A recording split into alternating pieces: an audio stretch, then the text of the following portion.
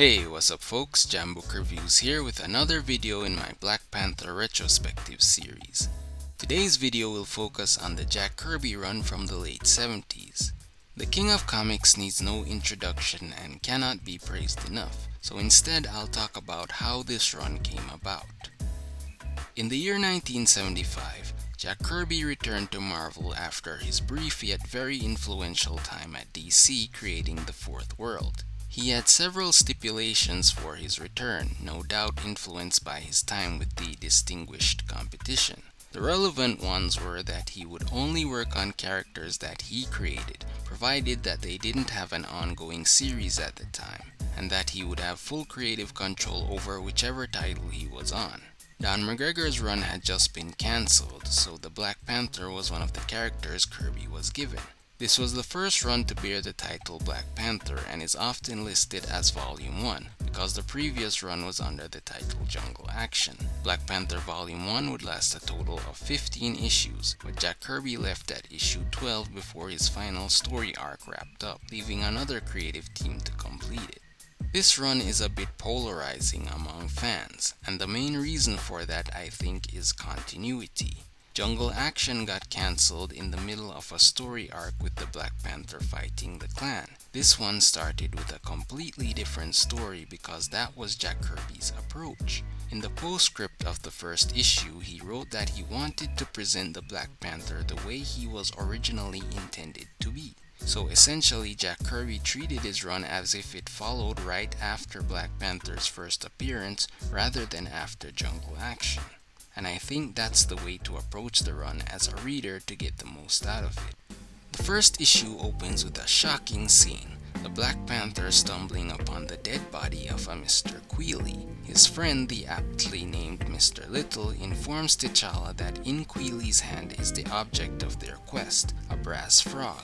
The spread that follows is a great example of Kirby's mastery of visual storytelling, as it subtly gives information about what happened and where the story is going.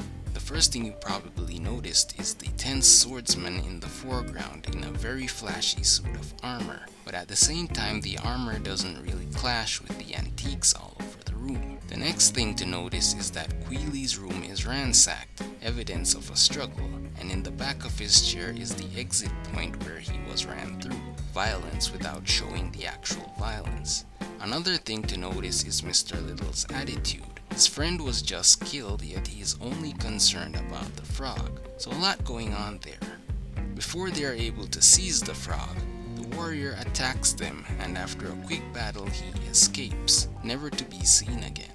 We then learn more about the Panther's mission with Mr. Little and of the frog's time-traveling capabilities that brought the warrior to their era.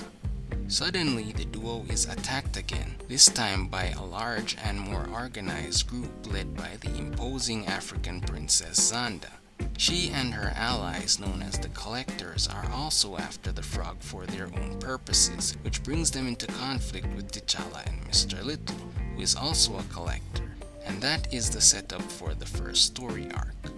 This arc gives us an idea of Jack Kirby's vision for the character, adventurer as much as king and superhero. It also played to his strengths, high action and far out concepts. The frog allowed him to introduce villains from different time periods, like one monster is from 6 billion years into the future, while another is a colossus hidden since the days of King Solomon.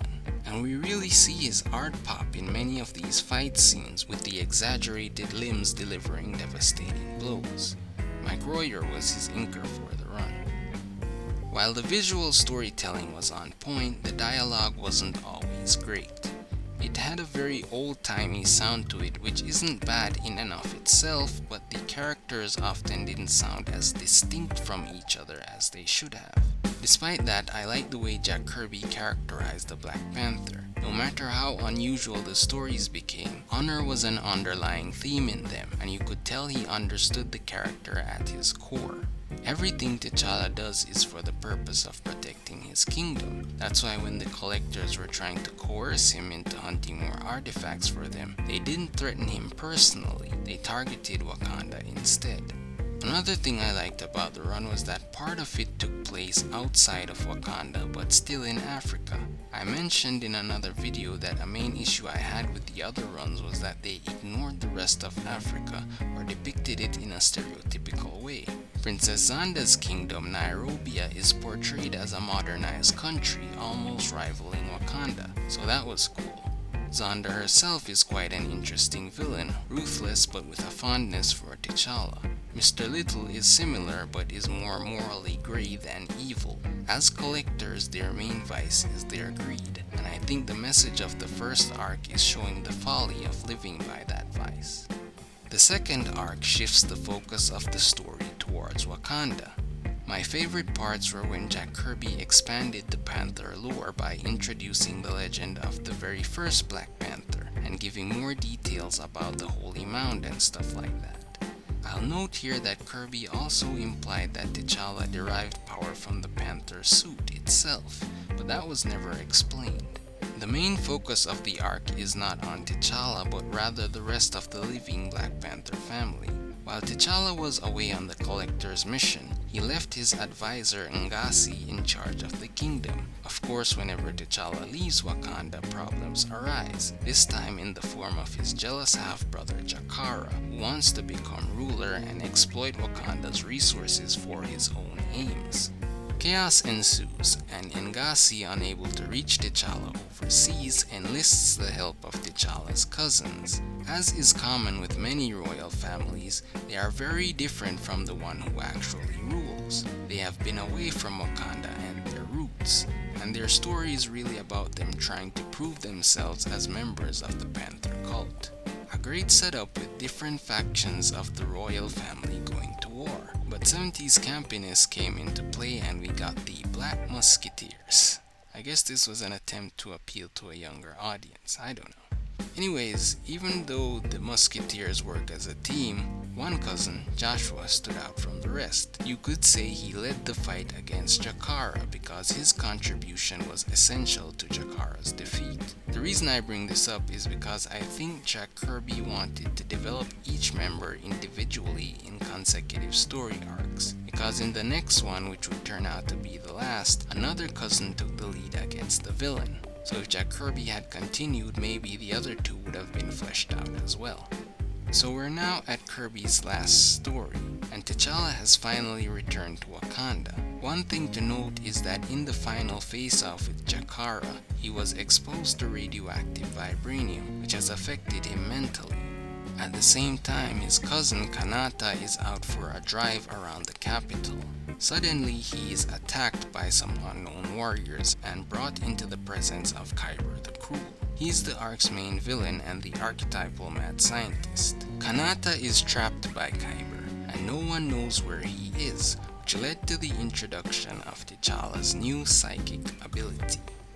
This ability didn't fit the character in my opinion. Black Panther is a fighter like Captain America or Batman.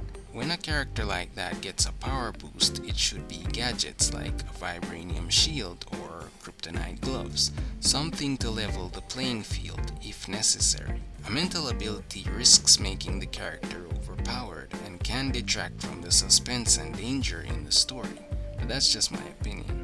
Continuing, now aware that his cousin is in danger, T'Challa does some investigating where Kanata likely disappeared. He eventually discovers the spot Kyber's men invaded from, and the issue ends with the Black Panther about to face off against Kyber, and that's where Jack Kirby left. This was a fun little run that introduced several new characters and some interesting ideas. I think the problem was there were too many ideas, not given enough time to develop, so the arcs seemed like they were going in different directions. As to why he left, there were many things going on behind the scenes at Marvel. Jack Kirby was treated very poorly in that time, from disrespectful remarks from co-workers, to some tampering with his dialogue, to having only negative fan letters published in his comics. The one on screen is one of the less barbed ones, but it captures the general sentiment. When asked about it later, Jack Kirby described the experience as like being in a viper's nest, and you can read up on that. After Kirby left, a new creative team was put on the title for the remaining issues. In an interview, the writer Ed Hannigan said he volunteered to complete the story with Jerry Bingham as his artist, and he decided with the editors to also use the opportunity to wrap up the other incomplete Black Panther story from the McGregor run. I have a strong feeling fans influenced the latter decision. Going from issue 1 to 12, then to 13 was like going from one era of superhero comics to another. These two escape sequences I think perfectly illustrate that, from panel layout to character design. The new team used their first issue to wrap up the Kyber storyline, with T'Challa and Kanata teaming up to defeat him, and they ended the issue promising a new set of adventures with the Avengers.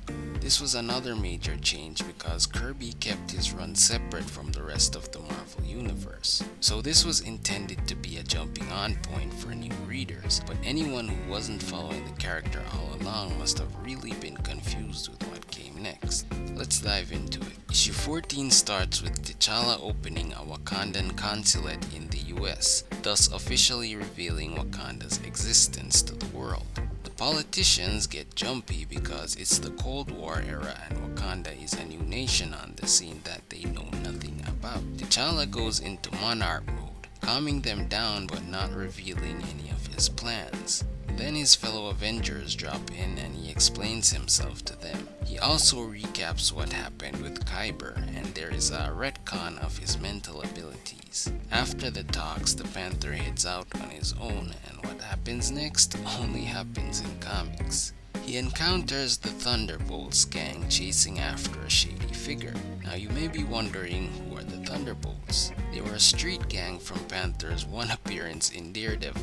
The man they are chasing after turns out to be none other than Ulysses Claw, the original Black Panther villain. At the same time, at a bus terminal nearby, we have the return of Monica Lynn and Kevin Trueblood from Panther vs. the Klan, and later Klan villain Wind Eagle takes to the sky again. So that's a lot set up there. The run ends strong at issue 15 with T'Challa teaming up with the Avengers to fight Claw and the Thunderbolts. A great battle, very reminiscent of their first fight in the Fantastic Four. And the issue wraps up setting up the return to Black Panther vs. the Klan. At this point the title got cancelled, but plot threads were left hanging, so the story was moved to Marvel Premiere.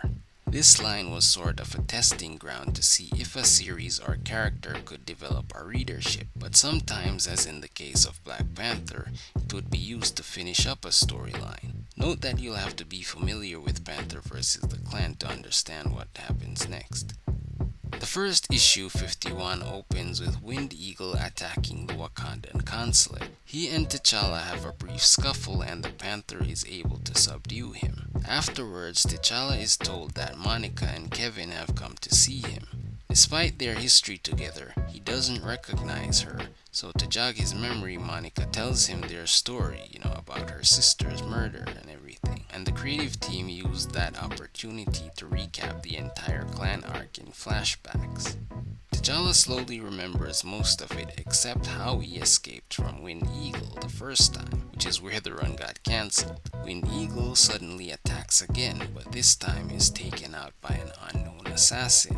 This was where I think the new team started to deviate from what McGregor set up, because there were hints that Wind Eagle would have had a redemption arc at some point.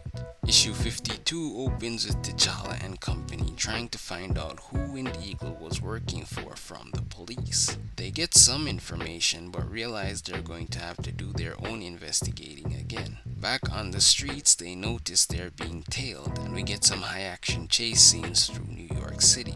After the chase, their pursuers are revealed to be the Klan, so T'Challa decides to take the fight to them. At Klan HQ, he almost got the drop on them but is foiled by the Soul Strangler, who disappears before T'Challa could beat the Klan and catch him.